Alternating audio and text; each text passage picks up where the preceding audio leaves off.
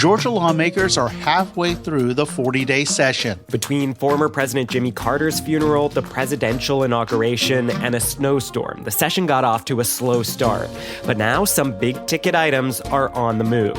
Senate Republicans want to compel local governments to help with immigration enforcement. If our citizens are harmed because you did not, as a local government or a local government official, abide by Georgia immigration law, well, that citizen has a right to seek redress from you. And over in the House, lawmakers are negotiating a complex package on school safety in response to the deadly shooting at Apalachee High School. I mean, that was the big frustration of a lot of folks, is the silos that government sits in and government not communicating and not getting timely information. Plus, we'll take a look at some of the lower-profile bills you may have missed. And check in on how President Donald Trump's moves to rapidly reshape the federal government are continuing to play out here in Atlanta. We are all concerned about what is going on right now. And we are asking that those employees that have been discharged are reinstated immediately. I'm WABE politics reporter Rahul Bali. I'm WABE politics reporter Sam Gringlas, and this is Plugged In from WABE News.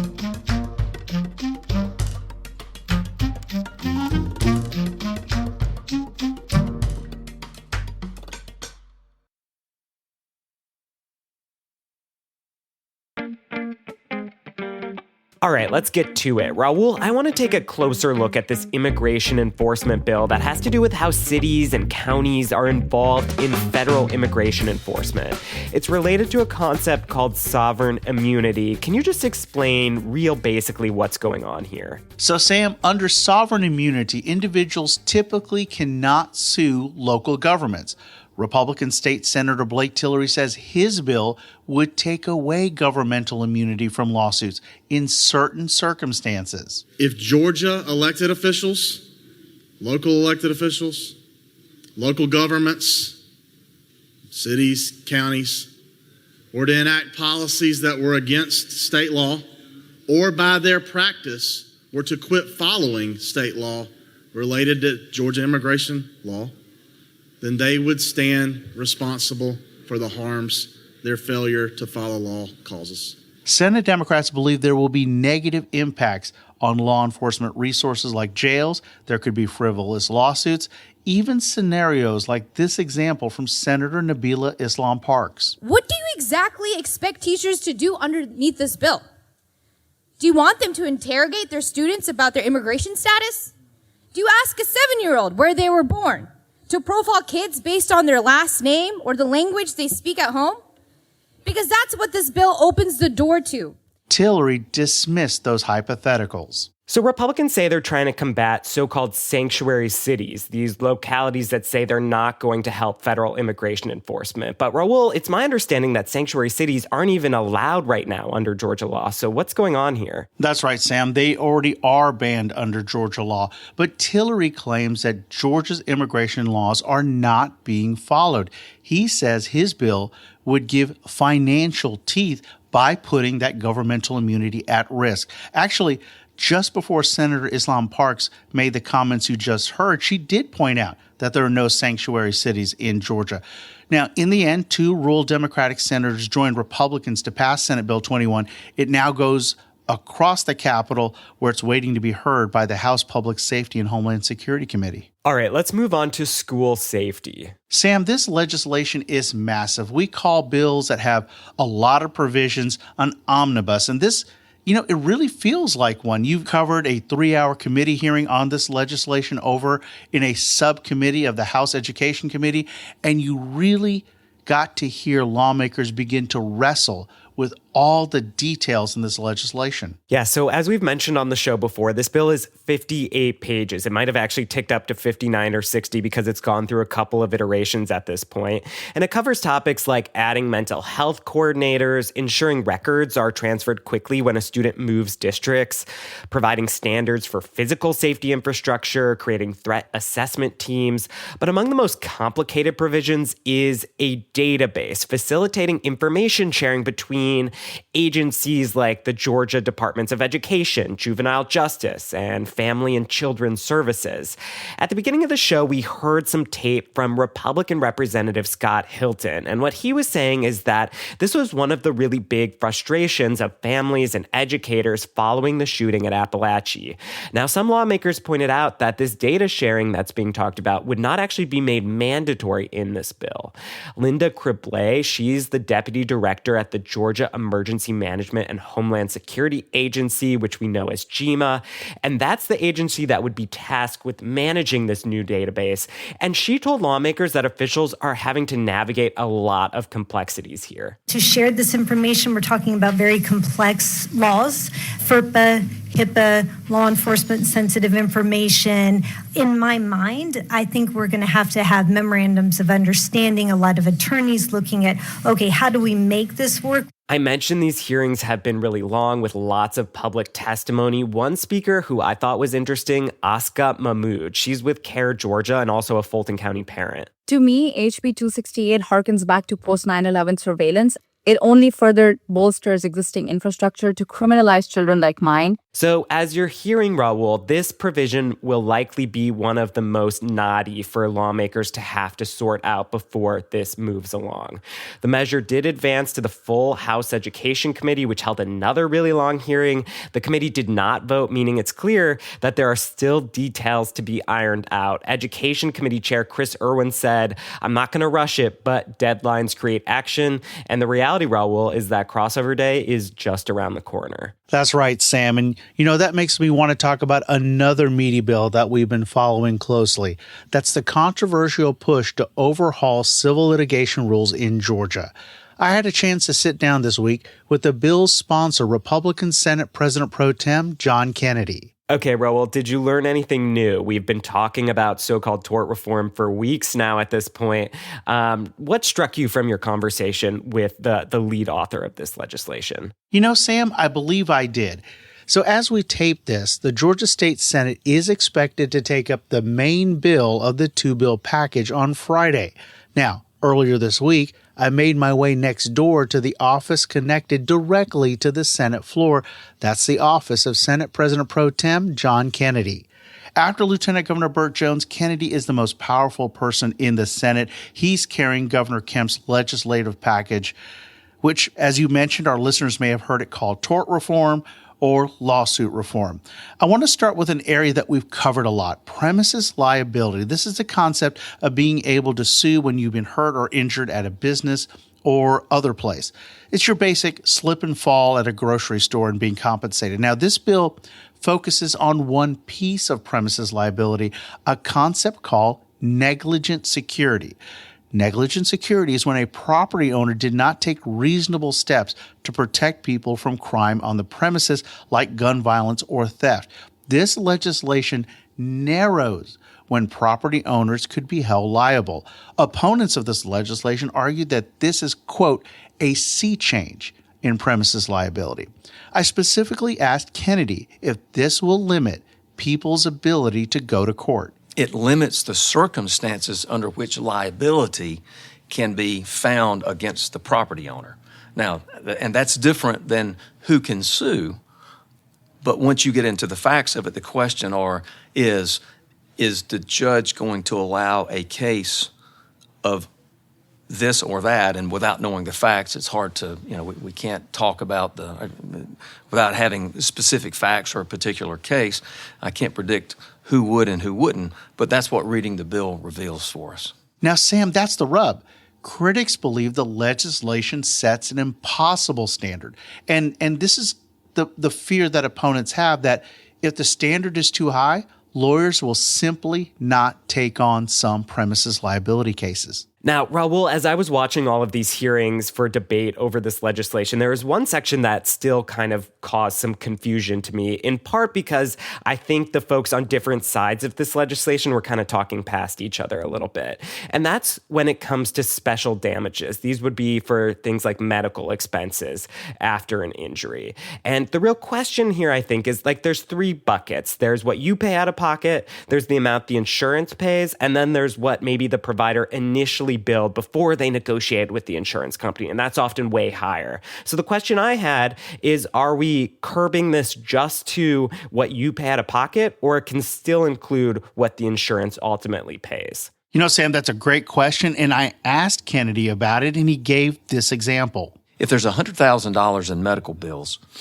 the typical plaintiff, just as most of us that have medical insurance, there's a negotiated rate, right? And so while the bills may be $100,000, the rack rate or the retail rate, the actual amount that the plaintiff is responsible for that the medical insurance pays is about 25% of that, which would be $25,000. So if the idea of going to court when you sue someone is to be fairly and fully compensated, that is, you get reimbursed every dollar that you are out, then that amount is $25,000. That's what you or someone needs to pay the hospital to satisfy your total bill. Okay, so it's sounding like there, Rahul, that not only could the plaintiffs still get what they pay out of pocket, they would still be able to recoup what the insurance paid in total, just not that original, possibly much higher bill from the provider before the negotiation with insurance. Okay, let's move on. Sam, our audience may remember last week's show. We heard from Insurance Commissioner John King, who made comments that he could not guarantee insurance rates would go down. And this was kind of striking because one of the premises of Kemp's big push for civil litigation reform was this idea that expensive insurance premiums was hurting Georgians across the board, whether it's small business owners or folks who buy auto or health insurance. You know, Sam, Kennedy pushed back on the idea that anyone was promising rates would go down. I don't think the governor said, I'm going to guarantee that rates ought to come down. What he has said and what I have said is that what we are trying to do and what this bill seeks to do and we believe it will do is stabilize the insurance environment that we have today so that those rates don't continue to spiral out of control at the rate they are going. It is my hope that we will see that they will stabilize, and I believe over time we have a reasonable expectation that in fact they'll stabilize, that insurance companies that are leaving the market right now and have for the past few years in Georgia will come back to a stable, good environment. With those insurance companies coming in, that gives consumers more choices. That always results in prices coming down. So that brings us to the politics and the path of getting this to the governor's desk. Not just the first vote in the Senate, but also what happens in the House as well. And as we've talked about before, not all Republicans are on board, some being trial lawyers themselves or even just opposed to these kind of changes in general. One of the things I wanted to mention was something I heard on my drive this morning. I heard my first commercial on this issue that mentioned a specific lawmaker by name, in this case, State Senator Brian Strickland, one of the Republicans who could make or break this legislative package. And beyond the verbal threat Governor Kemp has already made about calling a special session, it now seems he's looking ahead to 2026 when it comes to Republicans who do not side with him on this. One of Governor Kemp's closest advisors, Cody Hall, went on AJC's Politically Georgia and said this. That is our top priority, to thank those that will stand with the governor and with tort reform advocates. Our second priority is going to be reminding voters of every legislator who chose not to stand with the governor and vote to weaken tort reform efforts. Clearly, Governor Kemp intends on using political capital and the millions of dollars he has raised and will likely continue to raise to get this proposal passed, even if it means backing Republican primary challengers. Let's take a break here. This is Plugged In from WABE News.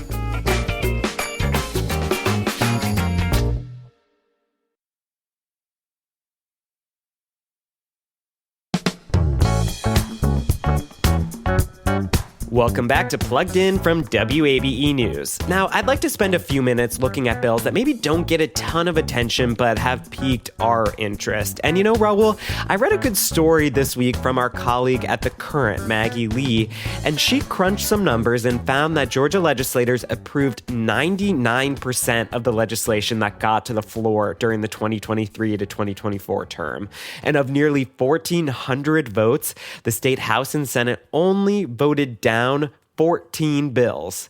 And most bills pass with more than 90% of legislators' agreement. So we talk about a lot of the controversial bills, but it's also helpful to kind of see the bigger picture here. 14 just so jumps out at me because it's so rare. Like when they actually get to the vote and then it fails, because it's so rarely a bill ever makes it that far if it's going to fail. Sam, let's talk about some of those bills that are getting bipartisan, unanimous support. One in the House, one in the Senate. So the Georgia House this week voted to allow judges to protect family pets from domestic violence. HB 177 would allow judges to include pets in what are called temporary protective orders, or TPOs.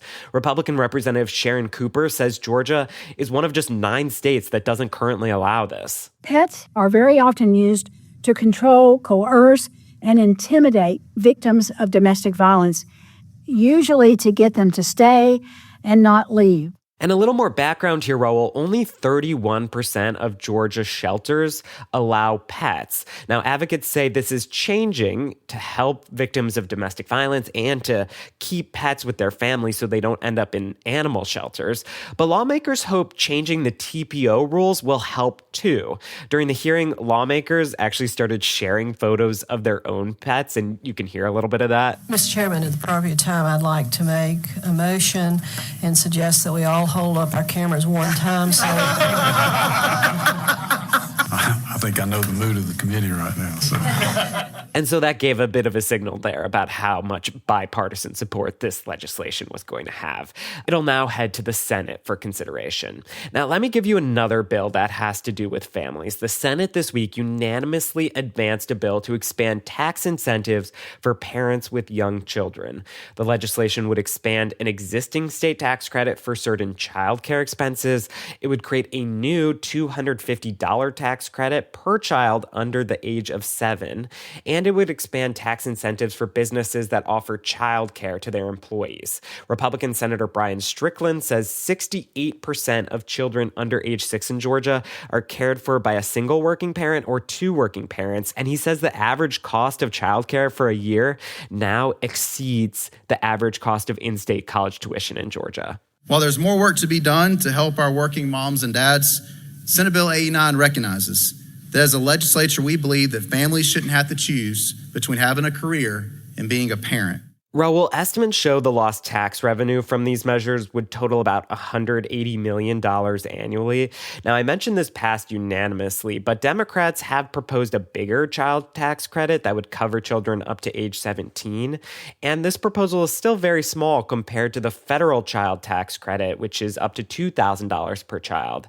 It's also important to remember that Congress significantly expanded the federal child tax credit during the pandemic, and that was credited with helping reduce the child poverty rate in this country. But Republicans and a handful of Democrats opposed renewing that expansion when it expired in 2021. So, Sam, let me take this in a different direction with a couple of bills I find very interesting, especially because of the implications for Georgians. Let's start with House Bill 92. This is follow-up to legislation from last year, along with a constitutional amendment which voters approved with nearly 63% of the vote in November. It creates a cap on annual property assessment increases to the rate of inflation, the goal being to slow the increase in overall property taxes. Well, when this legislation was passed last year, it included a March 1st opt-out for local governments and school districts. And Sam, that's exactly what's been happening, frustrating lawmakers, especially those with constituents who backed the constitutional amendment by really wide margins. Republican State Representative Shaw Blackman's bill extends that deadline to March 31st. In order to give everybody some time to absorb either what these changes are or maybe what their local communities are going to do or what their local delegation is considering as far as local legislation to drop on top of some of these communities that are saying they want to opt out. Now, Sam, here's the key point in what you just heard, the words local legislation. What he's referring to there are state lawmakers who are proposing local referendums for voters to approve the cap on a local level over the wishes of local governments and schools. So that's really, really interesting. Final thought, even if you don't own a home, This matters to every person because this affects a key source of revenue for local governments and schools. Rahul, you've also been doing some reporting on legislation to change how Georgians pick the state's leading school official. What's going on here? So, Sam, a quick bit of insight on how I work here at the state capitol, because there's so many bills and so many resolutions to sort through. There's a quick, short legal summary to read, the first part of the legislation. When I saw House Resolution 174, I saw a powerful group of Republican lawmakers, including State Representative Matt Dubnik, who chairs the Appropriations Subcommittee on Education. He's the lead author of this resolution, which would shift the state school superintendent from being elected by Georgia voters to being appointed. This would be on the ballot in 2026. If the voters were to approve this, then effective in January of 2031, the state school superintendent would be appointed by the members of the state school board. Right now, the state school board is appointed by the governor, but that would change to being elected by the legislature, similar to the way the state DOT board is. So let's get into why. Dubnik says this simply makes the state superintendent be picked by a process similar to local superintendents. With no disrespect to anyone who's ever been our state school superintendent, but the people of Georgia are at the mercy of who's willing to run for that office. This allows us at the state level to go on a worldwide global search to go get the best possible state school superintendent to come and serve the 1.8 million school children in Georgia. Now, Sam, you shouldn't be surprised at all. State School Superintendent Richard Woods, not happy about this. In a statement, he says, quote, Georgia parents, educators, business leaders, and taxpayers expect to have a direct way to weigh in on the state's educational priorities, issues, quality, and direction, unquote. He also added that right should not be taken away. So many political implications to consider here, including the idea that this may be a first step toward Republicans trying to hold on to power down the road in a scenario where Democrats win statewide office, but the legislature stays Republican longer. Before we go, I want to provide an update on Trump's efforts to slash the footprint of the federal government that's being led by Tesla CEO Elon Musk. Rahul, our colleague Jess Mador reported this week from a rally outside CDC headquarters in Atlanta, and Jess reports it's not clear exactly how many people the agency has fired so far as part of this effort, but around 1,300 probationary employees were notified last week that their jobs were being terminated. That's about 10% of the agency workforce. At the rally, Atlanta Labor Council President Sandra Lee Williams said firing qualified CDC and other public health workers would roll back U.S. progress on infectious disease research and prevention. So when we talk about the destruction of these federal agencies across the country, the Centers for Disease Control is particularly of interest to us because we know that we're in the forefront of leading new cures and making sure that not only is our country safe, but the world. Other federal workers in Atlanta have also been affected, including hundreds at the Atlanta VA. And over the weekend, Georgia Governor Brian Kemp told Politico at the Munich Security Conference that he wasn't super worried about this. Let me just read you that quote directly. He said, "I know there have been some layoffs at the CDC and other things, but government can stand a little bit of right sizing," unquote. And he said Georgia has already been doing this in state government. I should also note this week that a Georgia Senate committee advanced a bill inspired by these federal efforts. Here it's called the Red Tape Rollback Act and has been a top priority of Lieutenant Governor Burt Jones. And what this would do is it would require that new state regulations be approved by the state legislature, which is kind of interesting given that Republicans control the executive branch in Georgia. You know, Sam, a couple of Republican members of Congress were at the state capitol this week, and I asked them about those VA and CDC cuts. Republican Congressman Mike Collins had some critical words about what's been happening at the VA, but he also had this to say. And I can assure you there are plenty of jobs right here in the state of Georgia that folks can go get a job, especially those people at CDC. They could go to any hospital around this state and get a job pretty quick if they are a good employee. So what you heard there is likely one of the lines that you will hear of supporters defending these cuts by the Trump administration, that former federal employees will be able to get jobs in the private sector. It's something that we will continue to follow here on Plugged In. That's it for this edition of Plugged In from WABE News. Hey, if you enjoyed this show, do us a favor. Head over to the feed dedicated to Plugged In. Hit that subscribe button and leave us a rating or review. And we have some exciting news to announce starting next Friday, February 28th. You can also hear the full show on the radio at 90.1 from 9:30 to 10 a.m. That is just so cool. You can also keep tabs on the legislative session at wabe.org/under the gold dome. Plugged In is produced by Brendan Rivers. Our managing editor is Alex Helmick. Thanks for listening.